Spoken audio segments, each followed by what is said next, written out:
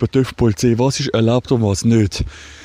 Im stehenden Verkehr darfst du nicht überholen. Das heisst, nicht filtern. Wenn du am Fahren bist und die Autos stehen vor dir, dann musst du auch hinter dem Auto stehen. Allerdings, wenn es ein bisschen am Rollen ist, dann darfst du durchfiltern, also darfst du überholen. Das hat die Polizei selber gesagt in einem Video.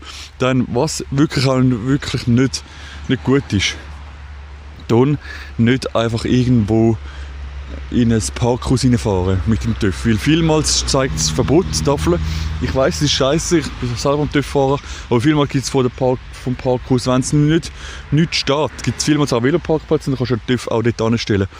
Was ich aber auch dir wirklich nicht empfehlen, direkt vor dem Einkaufszentrum beim Eingang anstellen. Schau, es gibt irgendwo Veloparkplätze oder es gibt irgendwo einen abgelegeneren Ort. Ich weiss, es ist blöd als TÜV, kannst du den TÜV doch direkt vorne anstellen, aber lass es Sachen sein. Lass es Sachen wirklich sein.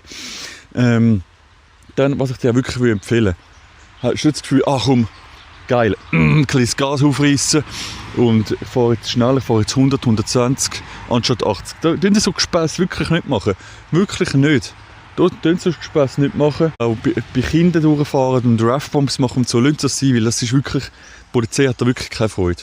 Würde ich euch wirklich empfehlen. Ich weiss, es klingt jetzt spielverderberisch, aber bitte ein bisschen slow down. Man kann es geniessen als TÜV-Fahrer, man kann es chillig haben, aber wenn man irgendwie die Leute verärgert, ist nicht, wirklich bitte nicht.